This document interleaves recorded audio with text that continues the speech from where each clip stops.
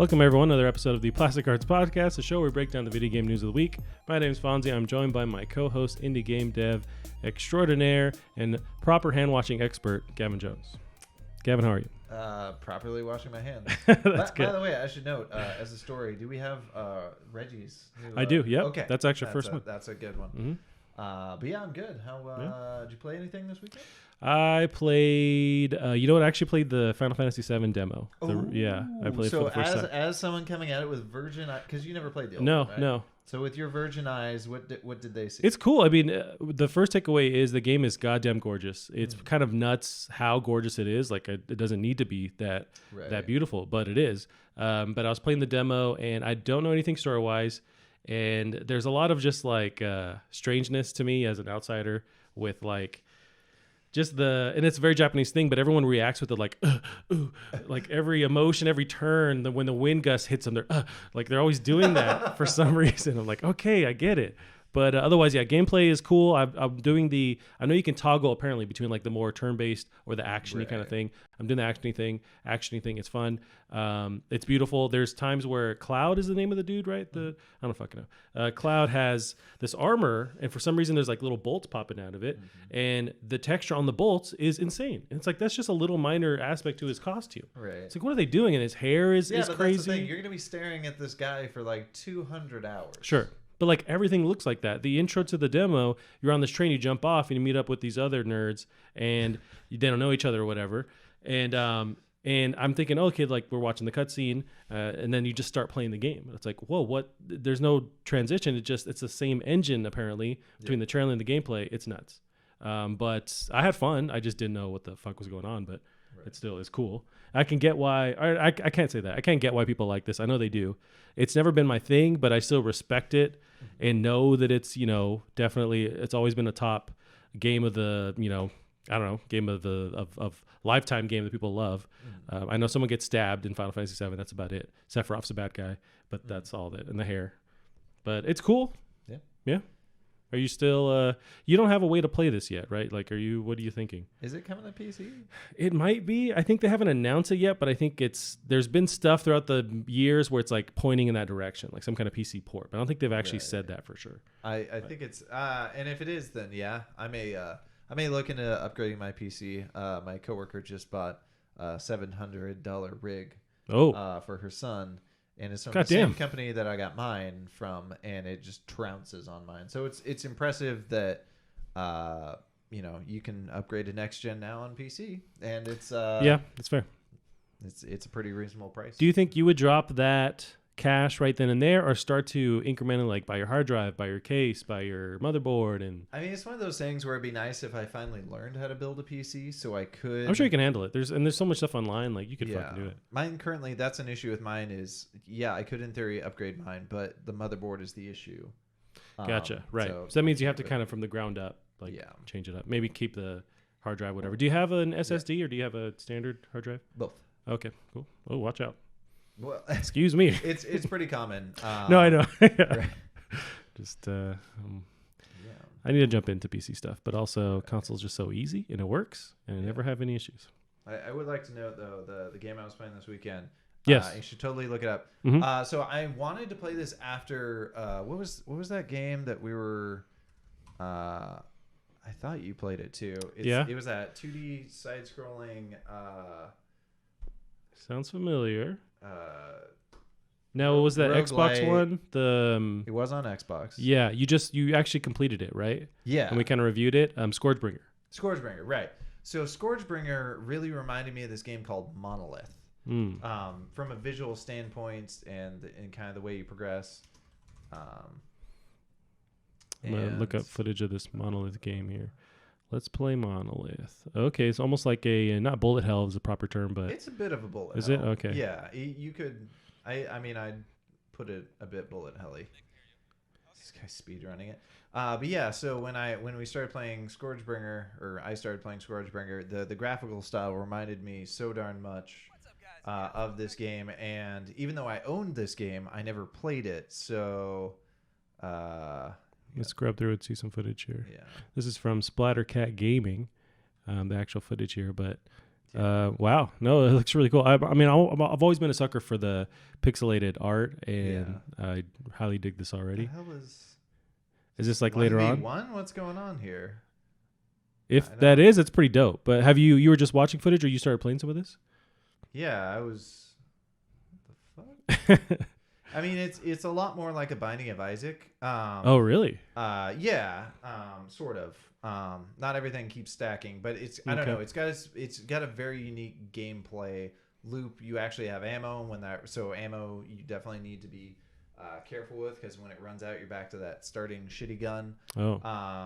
But yeah, I think it kind of brought into my mind. I was thinking when I was playing. What the fuck was the other game again? Scourgebringer. Mm-hmm. I was like, man, this level generation sucks, and I'm like, but I'm not sure really how you fix it besides spacing stuff out a little bit. And playing this, like, everything's spaced so nicely.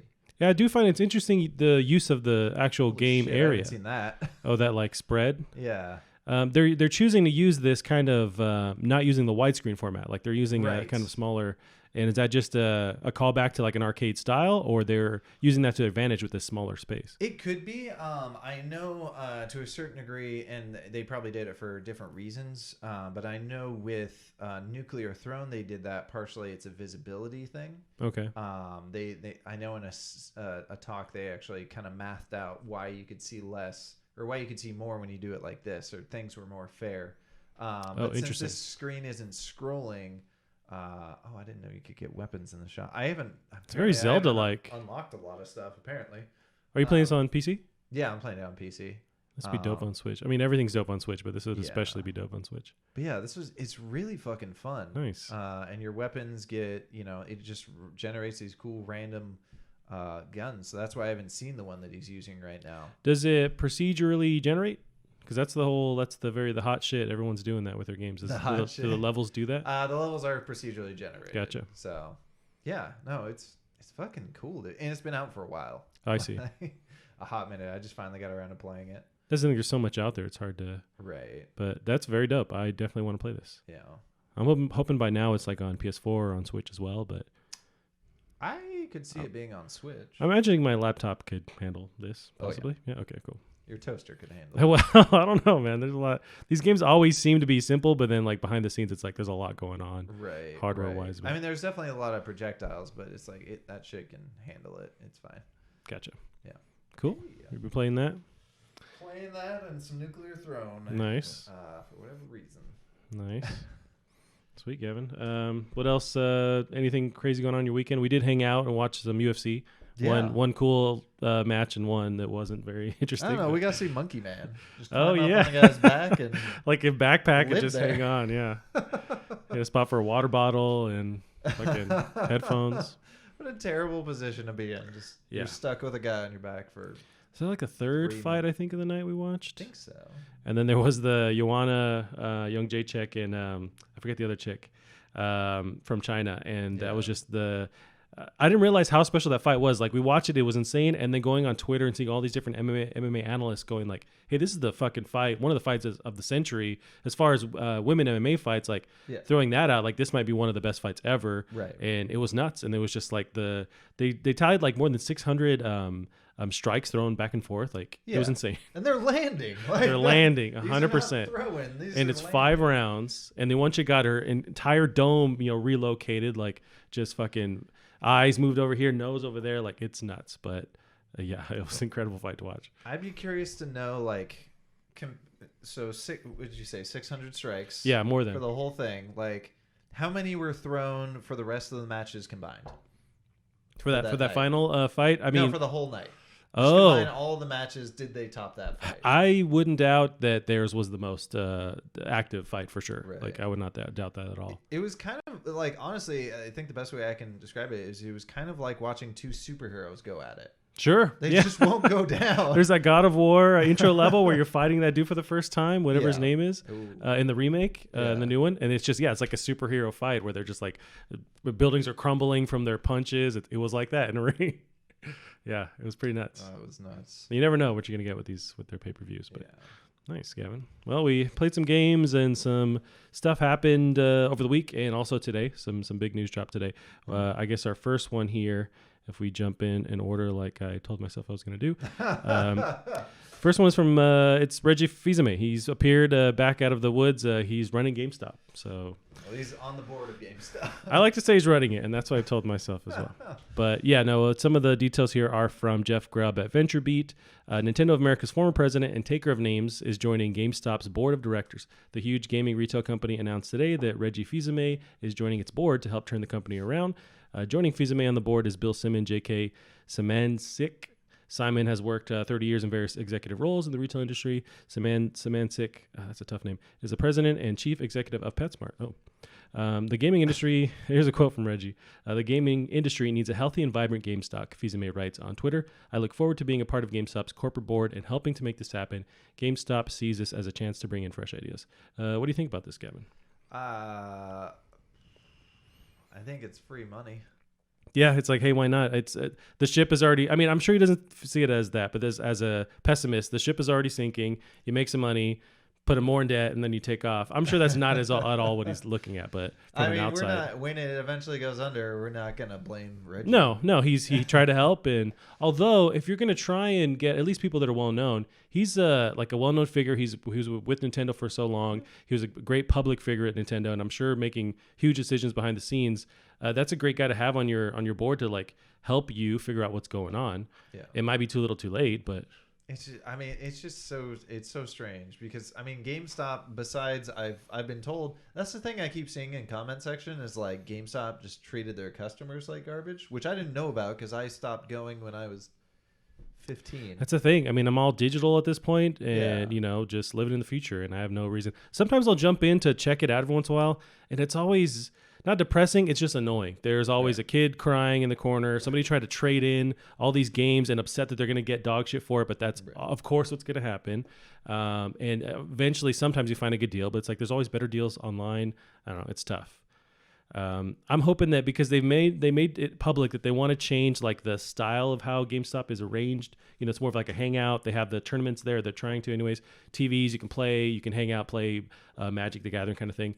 I wonder if that will be successful for them, or if they need to fully rethink what's going on. I kind of picture them in like a Walmart. Like Walmart, instead of doing their own electronic area, they just make it a GameStop, gaming area, and the GameStop just gets absorbed into like Targets or Walmarts or that kind of thing. I think it's smart doing it that way. I wonder. But I don't know. We'll see what he's able to do with Reggie. But yeah, he's joining a group of other people joining this board. Gonna make it print money. We'll see. Maybe his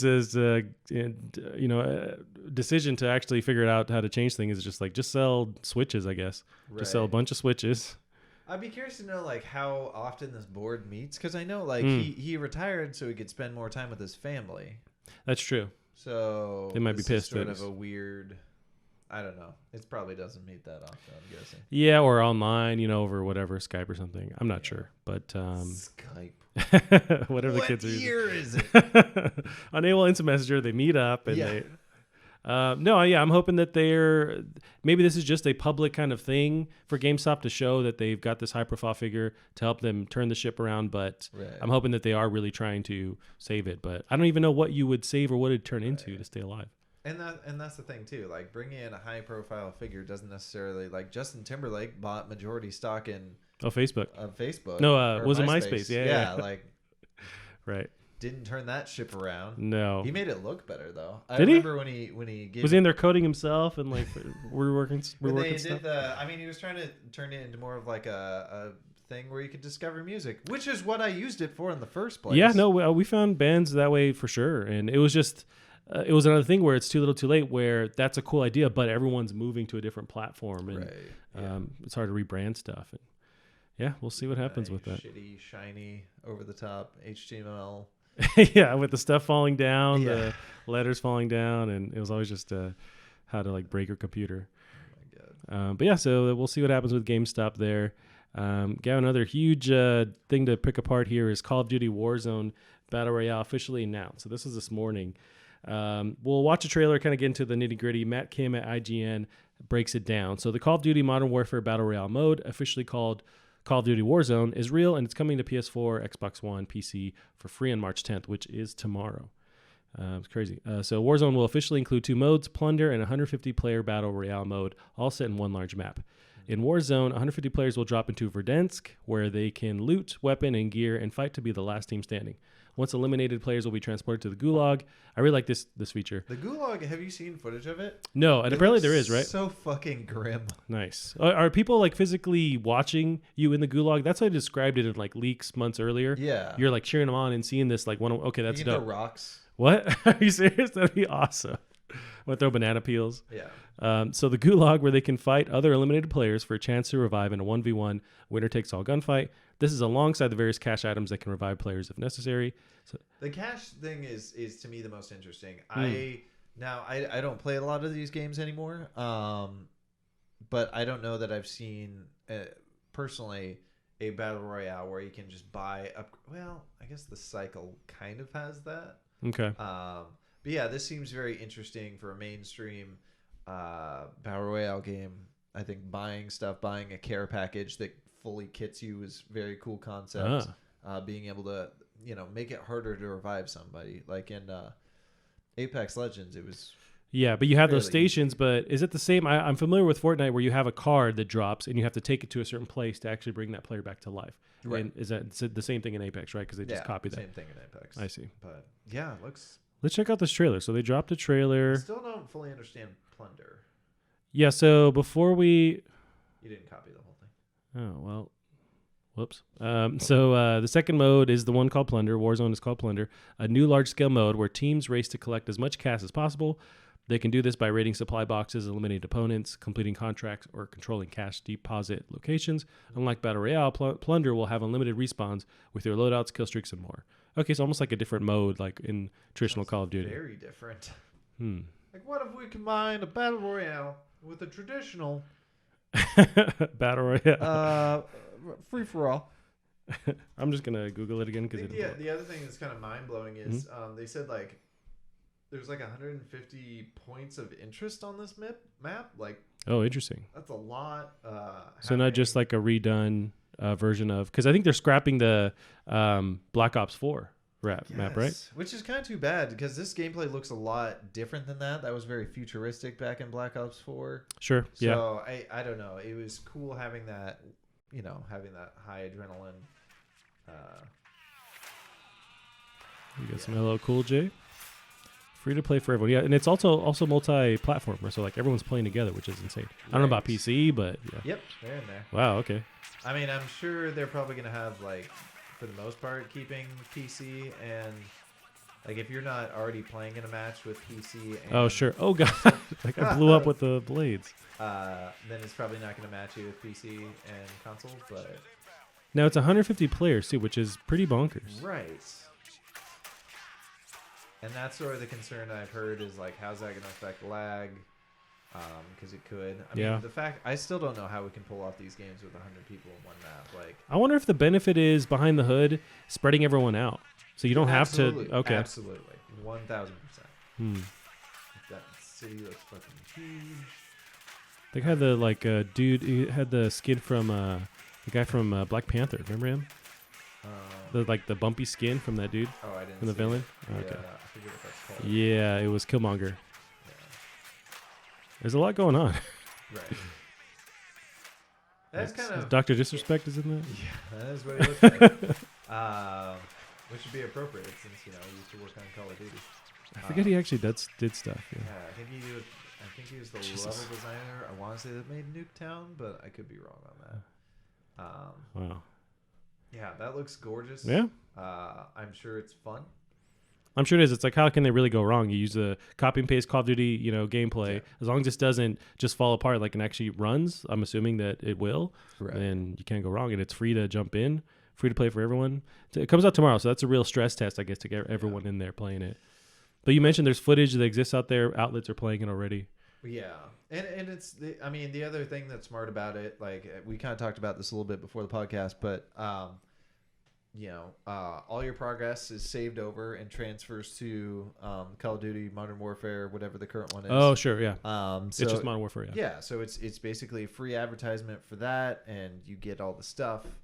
Do you think they do some kind of that already exists in Warfare too, but a seasonal pass kind of thing, where that's the initiative to get you to buy something if you approach the freeway in, or the different abilities and like customization. Like, isn't there already is a battle pass though, isn't there? There is, yeah. So does this go back and forth? I'm not sure, but I'm just thinking like if you're coming in from the free portion of this, how do you get players to pay for stuff? Because that's the only initiative they want is people paying for things. Right. But if you can pay for gun customization and just different characters, blah blah blah, like that's the way to do that side of it. But yeah, I mean, I'm down. I've tried. There's a mode like this in Call of Duty Modern Warfare. It's not called Warzone. It's like Battlefield or something War, but it's a 50 player plus kind of thing, and there's just a lot going on. It's fucking nuts. And so already that's like for me being such a baby, it's like too much for me to handle. It's like too chaotic. Right. And so this maybe is that on steroids, but I do want to get in and try it. I'd be curious to see if they can turn that player, because it's supposed to be a huge map. So can we turn that player count even higher? Yikes. I do not know. Absolute bad. Throw some Switch players in there and see what happens. You got to wonder what the upper limit is. Right. Well, that's one thing that, I mean, we talked about it before in the past, but Stadia was saying, hey, the sky's the limit with everything streaming. You could have 1,000 people in one match, but we haven't seen anything like that. But maybe that's the route out of this where you can really increase the player count, although Stadia isn't the benchmark to be, saying what's possible because they barely got their shit together at the moment. But yeah. Right. That looks fun. Nice, Gavin. Something I heard apparently the other day, it was, assuming I had this correct, it was like the year since not Destiny came out. What's that? Oh, was it with the players celebrated on their own without EA? Was it is it BioWare? Was it Anthem? Anthem, yeah. It's been a year since Anthem came out. Yeah, and like they didn't do any fanfare. Like people in the game actually like organized some kind of like meetup or celebration. But yeah, I guess they're we talked to a couple weeks ago about the team stating publicly that they're trying to rework it. So maybe they're just like head in the sand, just like trying to figure it out. Probably should have at least done something for this. It is sort of crazy when you think of like the distance between. I don't know if maybe there is a huge distance between them and their player base, and then you think of like other companies that are nonstop listening to their player base, and their player base loves them, like EVE Online, like when they erected that huge statue to commemorate that giant battle where like $1 million. I remember hearing about this battle. Yeah, it's fucking insane. Or like the Warframe community, which it's just a strong back and forth, and I have a feeling there's not that with this. That makes me think there's a conscious decision behind the scenes saying, hey, let's not talk community so we can, until we have something to talk about. I don't know, but it shows me that they're choosing to not engage and build that community again because for whatever reason they're not doing it. But it's easy to hire someone to talk to people, like companies do that all the time, and to organize stuff, but I think they're choosing not to. Who's going to take that role, though? To just get shit on over and over again? Yeah. I don't know, man. Someone who's comfortable with their mentality, their sanity. Fecal fetish right there. Yeah. Hey, if you'll pay me, you can chill over my face. Just come, EA, bring it. Like, I will be the guy that everyone can dump on. If you pay me, I will gladly do it. For not very much either. I'm not getting paid that much already, so I'll gladly do it. Just a cool, just a good 5,000 a year. Yeah, that's all I need. Yep, that's it. Alrighty, Gavin. Our next story here, it's near and dear to my heart, but it's we'll see what you think about it. It's a Last of Us series is in the works at HBO from Chernobyl creator Craig Mazin and Neil Druckmann. Before we even jump into this, this is dope because for a while the HBO or the Last of Us rather had a movie in development, but it was in development hell where it was just going nowhere. And I think this is the best route to take something like that because an hour and a half to tell a story in The Last of Us is nothing. So if you can turn it into a show, that's the way to do it, I would imagine. It's got that HBO money. Yes.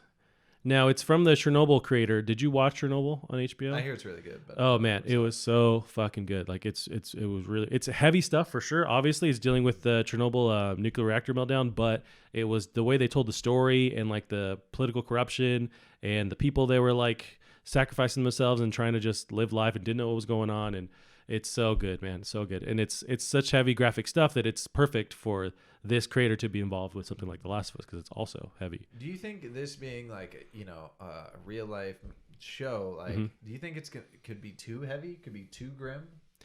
It could be, and I think you lean into that because I mean that's what we're here to experience. Like these are bummer stories with a little bits of hope, wrapped in there. If you from just playing The Last of Us, like the characters you meet, there's a lot of tragic ends to these characters, but there's like little bits of just where they find like normal life, and it's you root for them and you want them to connect, and you have the zombies as another layer to it all. Like it's such a great story to tell. So I think that's you can weave this, and it might still get really heavy at times, but I think that's what people want. I think it's going to be a little bit weird for me not having what's her name be like voicing Ellie. 'Cause she's such it's weird, but to me her voice is so iconic, which is strange because I'd only seen her in one other thing and I instantly recognized her. I heard her voice. I'm like, Ashley something, right? That's the girl from What Women Want with what's his name? Oh, Mel Gibson. Oh yeah, I forgot Terrible about that. garbage movie. But I was just like, I know that voice. That's her. And from Growing Pains, did you ever watch Growing? I don't think I watched it when it was on TV, but I remember that it was a TV show. She was a kid in that TV show. Oh, it was like a sitcom. Yeah, it was a sitcom with a bunch of well-known people. But no, I don't remember. I remember that being a show, and it was a show that I watched. Right, but you just kind of like erase it from your memory. Right. Yeah. So the details are from The Hollywood Reporter. Boris Kitt and Patrick Shanley write, Craig Mazin, the creator of the acclaimed limited series Chernobyl, is reteaming with HBO to adapt the hit video game The Last of Us. In a rare development in the world of video game adaptations, the writer and creative director of the game, Neil Druckmann, is also involved and will work with Mazin to pen and executive produce what is intended to be a series.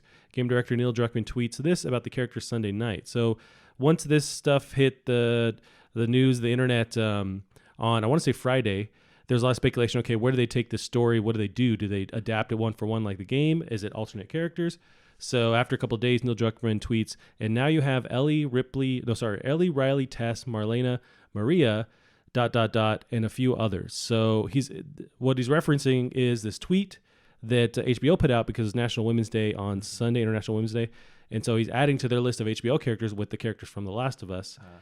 So does this mean we're going to see these characters exactly like they are in the game, in the show? Or I'm not sure, but it seems like we're going to see these characters. I don't see how you read that any other way. Right. And we have a ... So as another 4-letter name here, but I don't know. Yeah. Part of the National Women's Day. Yep. This kind of bums me out. I just feel mixed because I like the idea of them leaving The Last of Us alone as far as like the core story, and then just following other people who exist in this universe. You can still tell an awesome story that exists in this thing and still leave, or maybe Joel pops in every once in a while, or like somehow the paths cross, or it's Joel in the story time or in the storyline when the game actually starts. There's that tragic event, and then 20 years pass. Yeah. And you'll get to see that time frame. So maybe the movie show rather takes place during that time frame. I don't know. I was hoping for something like that and not just trying to replicate the game. I'm not sure if they're going to do that, but I'm hopeful that they know what the fuck they're doing, though. Of course, right. They also hold this stuff near and dear. I mean, it sounds like it'll probably be a good show. I'm sure. Regardless of how close it is to the source material. Right. May have to. I mean, I'm sure they'll have to take it a different way. It can't be that heavy in shooting and action scenes all the time. Yeah. So no, I would agree that they obviously know what they're doing, and I'm just some idiot just worrying about it. But as a fan, that's what you do. Worried as about nerds. It. Yeah. It's your favorite game. Gavin, I want you to worry about this too. I want you to be invested just like I am. You got to finish The Last of Us. When are you going to do this? Strap me down and force me to play this game. So you have until The Last of Us 2. There's a Twitter countdown. It's 80 days until The Last of Us 2. Days. So you have 80 fucking days. And I will let you borrow my PS4. All right. You can play it. Let's get this done. I want you to experience it. And then I'm thinking when The Last of Us 2 comes out, we actually commit to an hour or two we play together. I'd love to see you play it with me and experience this thing, and I'll fucking wait to play it with you and just do little series episodes here. All right. I'd love to do it that way. If anything, I just want you to play the first and see what you think. Okay. You might say, you know what, it was okay. If you do, I'm gonna just say see you later. I can't be friends with you, but I do want to actually enemies. That is. I'll beat you to death with the PS4 that I let you borrow, but I do want to see what you think of that game. Sure. It's a critically acclaimed, well-loved game. I hold on to your PlayStation 3 until I finish God of War. There you go. Hey, you know what? I don't mind that because I don't play it a lot lately. Speaking of other influential games, Gavin, we got this Half-Life 1 remake came out. Black Mesa. Mm-hmm. This has been just worked on forever. So how long? It seems like it's been a while. I didn't realize just how long, 7 years, 5 years at least, something like that. It's like, at not least like 10 years. Damn. I want to say 10 years. I'm sure we Google it, but yeah. I could swear I started hearing about it in college, but I could be wrong. Well, so the remake is out now. This is a Valve approved remake, which is pretty dope. I wonder at what point along the development process Valve went, okay, like we'll just not put our stamp on it, but let you do this and apparently sell it. It was Valve's idea for them to charge for it. Oh, really? Yeah. You should. I mean, you put all this work into it. Put so much work. Yeah, it's like it's pretty nuts. Good God. I was watching footage yesterday. I haven't played it yet. I played the first one here and there, but there's a couple of playthroughs on YouTube you can find where it's the entire game with no dialogue or no commentary. It's just someone playing it, and just wanted to see like the opening chapters. It looks really dope. All the textures are redone. You know, like there's added effects. They're using the Half-Life 2 engine. Is that what's going on? I think so. Gotcha. I know from some of the reviews, and we'll get into the reviews here. I guess I didn't realize the original Half-Life had issues with the end game, with how they ended it, with like when you jump into the different dimensions and alien worlds. So they've somewhat reworked it to make it a bit more fun or just kind of up to date. I don't know. Right. It definitely surprises me from like looking at, it seems like there's a lot of alien shit in this game, and that's. From what little I played of Half-Life 2, and I feel like I got a little ways in, I really don't remember there being that much alien shit. Like, yeah, there's the head crabs. Occasionally you see the little ET looking guys. Right. But I remember it mainly being humans that were the enemies. There's the trap things. Oh, yeah, those barnacles. Barnacles, right? I mean, they look like a barnacle. I don't know what they're called. But in this seems to be a lot more like you got that weird tentacle going through the window. Right. You got the flying stingray looking things. You got so much alien stuff. It genuinely has me shocked that those two games are in the same series almost. Yeah, that's true. I think they lean harder in this first one with the going between different dimensions than the second one. I guess the second one is the aftermath of all that stuff that's happened with City 17 or whatever the name of that city is. Maybe. Or Black Mesa, or that Black Mesa is the name of the event or the test site, right? I want to say because they always reference it in Half-Life 2. They always reference Black Mesa, right?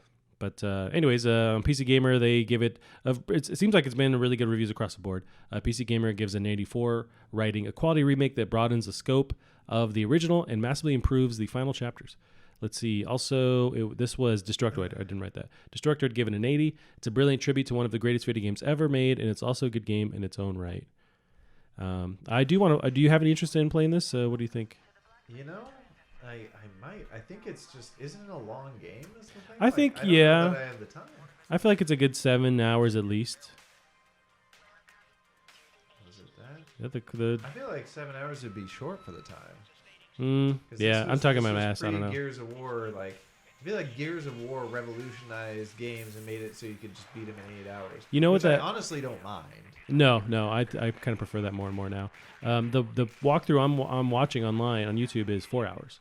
So I don't know if he's speed running. It seems like he's going at a normal pace, but it's hard to say.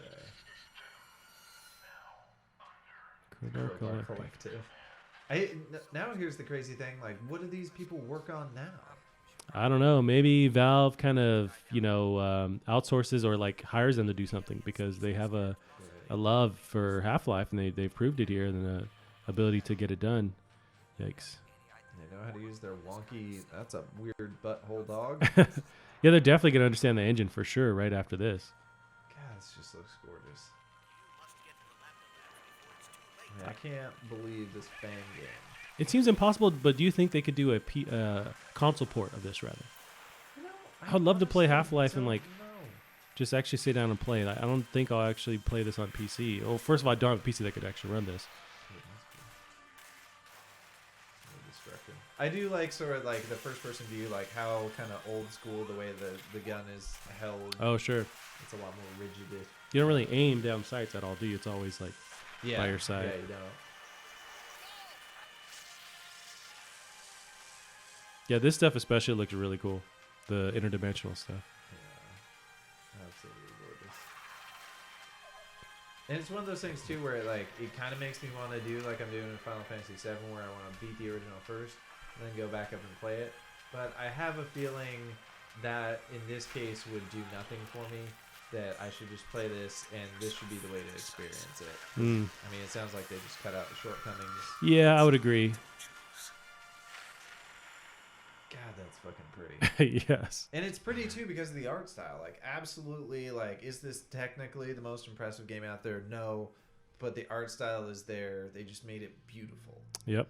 So this kind of reminds me of, I will dip in and try and play Resident Evil 4 every once in a while, and it's the controls, the tankiness, and I always kind of give up or fail. Right. And I, especially lately, I tried it recently, like within the past 2 weeks, and I keep thinking, well, I'm sure eventually we're gonna get that Resident Evil 4 remake, so maybe I just wait until that version comes out. You know what we almost need to play together is co-op Resident Evil 6. I was watching this. I've never played it, but I always heard it was dog shit, but yes. I was watching this video essay on it the other day, and he was like, it's the best, worst game I've ever played. It's just over the top, nonsensical. Play it with a buddy. It's an absolute blast. It's just fucking dumb. Is the entire game co-op? Yeah. Wow. I think they started that with 5. Oh, because 5 was when you're in the different country. And yeah, you're in like Africa. Yes. And then 6 is just they're going balls to the wall insane with like different... Bayhem. It had the Michael Bayhem. Gotcha. Nice. Well, I'm hoping to eventually jump into this and see what you think of Black Mesa. But until then, Gavin, this one I want to get your take on this trailer. Ghost of Tsushima. Over the last week, we had, and out of the blue, it seemed like a tweet from PlayStation saying, "Hey, game's coming out. Here's a trailer," and then they walked away. But it's June 26th. June 26th. That's pretty reasonable. That's close enough that it's probably correct. Yeah. As far as like them pushing it back, like risk of it, no, I would agree. You have Last of Us 2 in May, and June is Ghost of Tsushima, and that kind of rounds out the PS4 exclusives. Like there's really nothing that's the tentpole stuff after that. So, but you're right, they do have to sort of end it before they go full gear into PS5. Like they really have to, and they're like on the cusp of when they switch gears, advertising wise, into like change momentum. But yeah, so we got a finalized date. We have a new trailer to show off this game. Looks pretty fucking gorgeous. I do want to get your take on. That's just it. Like, I don't know how it's gonna play. I've seen very little of that, but yeah, it just looks fuck off pretty. I did get to play. So the last one from Sucker Punch was. This is by Gamestop, by the way. We're covering up there. Yes, you're right. You're right. In Gamespot. The last one from Sucker Punch was the infamous. Whatever that last infamous was. Second Son? Yeah, and I really dug that game. I love the platforming and the abilities. It was very much like your superhero character. Right. This is not that at all, but like I think gameplay wise they're gonna nail the combat, I imagine. But it's super serious, it seems like. So random statement, but I got to I had a coworker who never, all he'd heard about Shenmue was that it was the game that like sunk Sony, which I don't think is Sega. Correct. Yeah, Sega, and then I started describing this game to him. He's like, "Haha, that's funny." He's like, "Wait, that was a real game." Yeah. Like you get a job and have to ask Just people forklifts. for directions and sailors for hours. Like, God, that game was nuts. Yeah, in its time, God, right. We were just it's definitely in pumped. its time. Because I think that was a feature, the fact that you could do all these things. They're all menial tasks, but that was part of the whole fun of it. It was so realistic, right? And gorgeous at the time. It was for sure. I remember playing it on Dreamcast. That was one of the first games I bought on Dreamcast. I never finished it because I just I don't want to do this anymore. Like I gave up. No one survived past the forklift. It seems, yeah. I didn't like the gameplay either, like the fighting, anyways.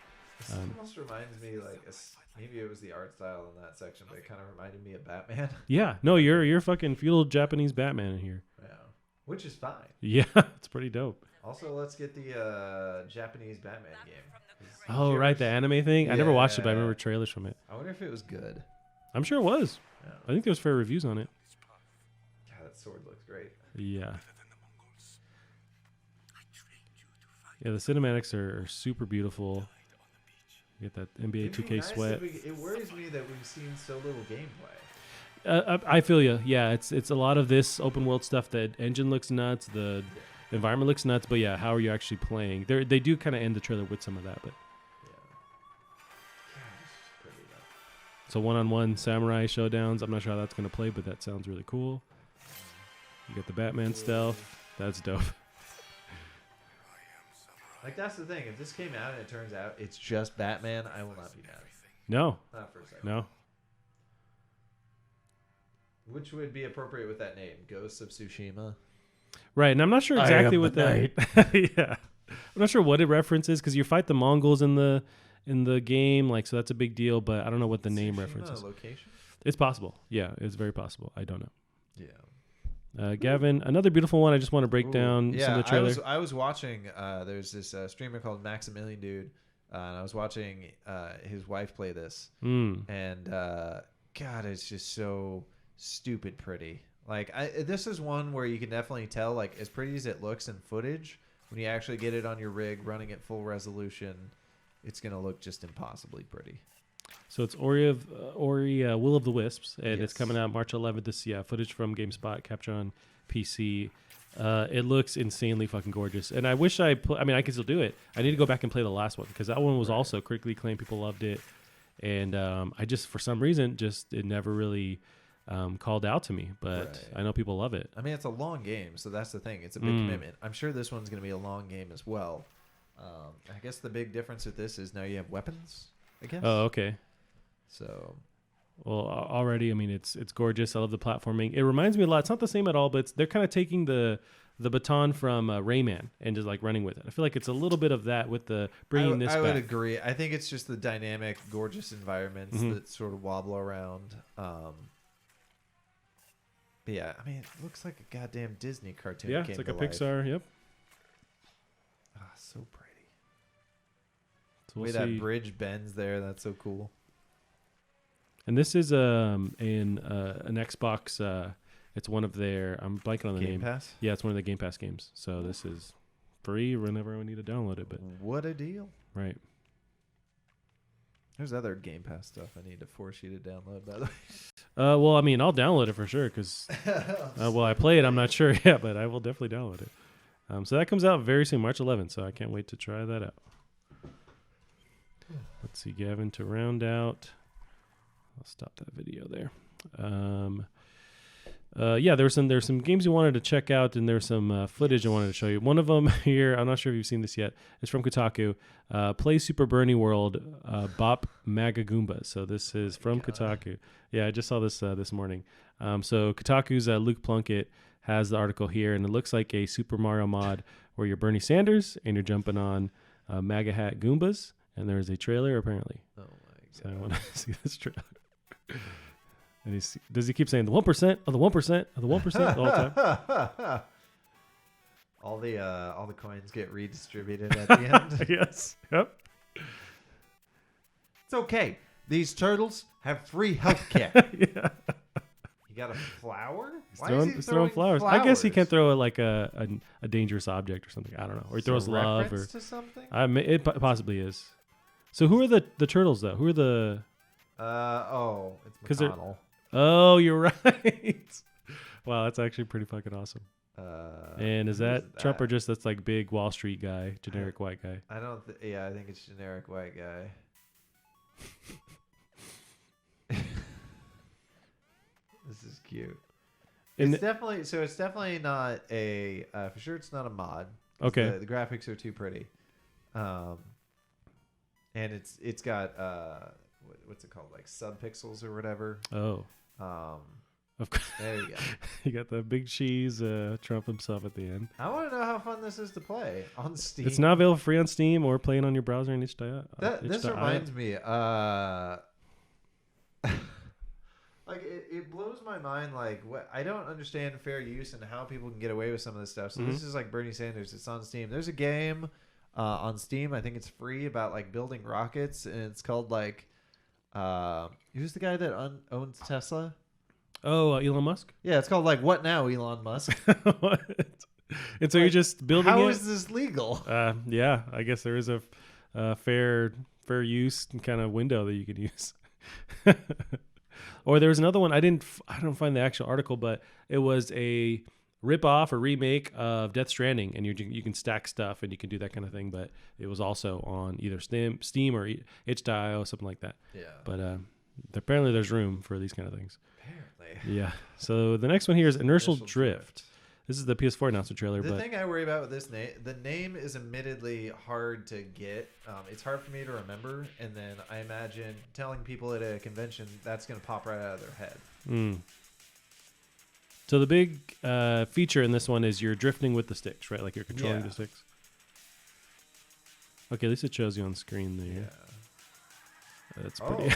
I'm sure after a couple of different courses, like you'll master this. That's not the direction I thought it would go. I thought it would be like the opposite with the right stick.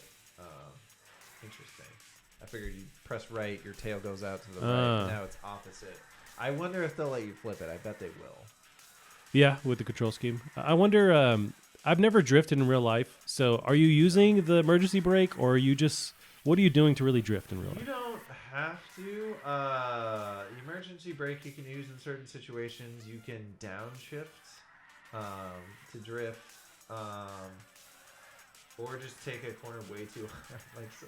I really shouldn't do it, but sometimes when I'm heading back from Ellensburg and like that first hard right you have to do to get back onto the freeway that everyone goes way too slow on. Okay. I'll hit that a little tight and a little faster than I should go.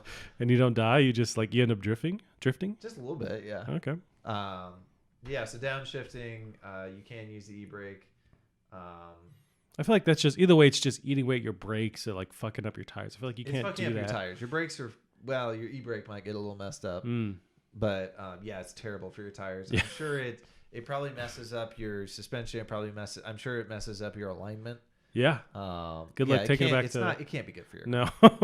Take this back to Oil Can Henry's and they go, what the fuck did you do? The car's melted. But the game looks dope. I love the idea of using the sticks to kind of bring your butt back and forth. It's going to be one to keep an eye on. Yes.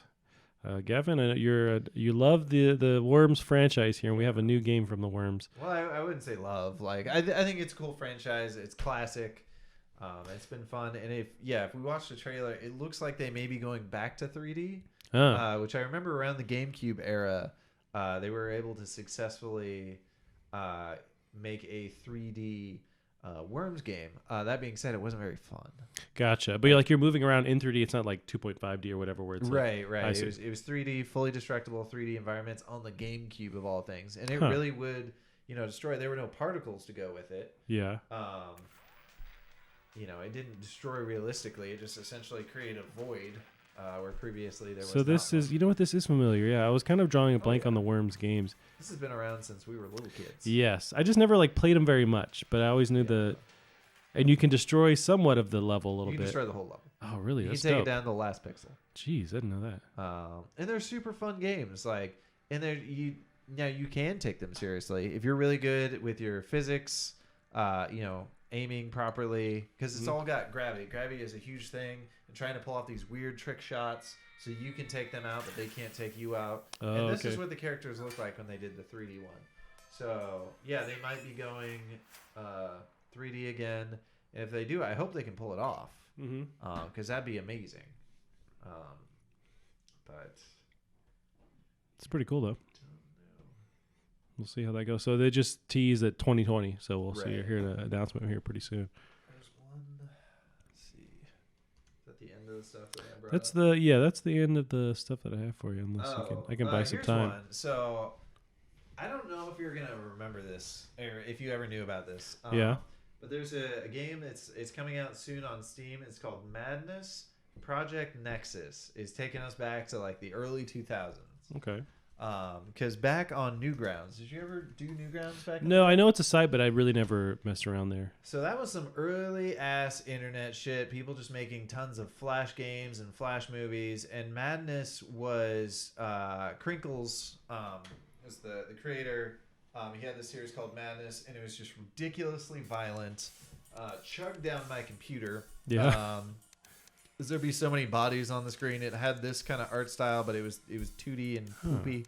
But the neat thing, every batshit crazy thing he threw into the story, he continued as canon, and eventually, this clown character destroys the reality drive, and just anything's possible at that point. Okay. And shit just gets so weird. So it was really cool. This had. It's had a couple of really fun free Flash games in the past. There was definitely one where it was very John Wick. I think it was kind of that Hotline Miami before Hotline Miami where your gun was going to run out, so you want to kill the other enemy before they used up all the ammo or killed you. You know, but it was neater than that because, you know, you could throw your weapon, you know, have it bounce off of them, grab it in midair, and then like shoot somebody behind them. Nice. Like you could do all sorts of weird trick shots, you know, pick up a gun, throw it in the air, shoot another guy, throw the gun at them, and then grab the gun before it comes down. Like the ability to pick stuff up and drop it is really neat. I'm sure this isn't going to have it. But yeah, it's just weird. This super early internet thing. Was there a 2D version? Is that the original one you played on yeah, Newgrounds? it was 2D. Gotcha. Because I kind of feel like I remember some kind of 2D version of this, yeah. but I could be thinking of something else. You might not. Oh, you might be thinking of Thing Thing. Thing Thing Arena was basically kind of a ripoff of this. Gotcha. But they just made a lot of games of that, whereas Madness didn't have a ton of games. But it also has its own like month on Newgrounds where people make fan animations. Oh, really? Yeah, it's huge. But man, as a kid, this was so cool. Right. It's got Jesus. Apparently, you're playing with Jesus. I don't.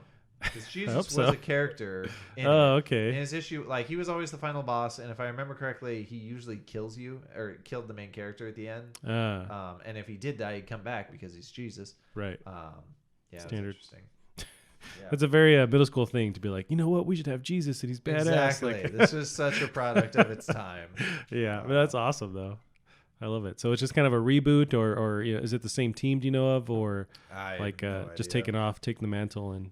Could not tell you. I'm sure Crinkles, the original creator, is involved in some way, shape, or form. Gotcha. But, well, you can wishlist on Steam now too. Yeah. What? I was gonna say. I think we have Doom coming out. Before. We do, man. I can't. It'll be after next week. It will. It's like it's not for a good 2 weeks, but I cannot fucking wait. It's coming up soon. But let's actually get the. I think it's the 20th. Why do you say 2020 there? Come on.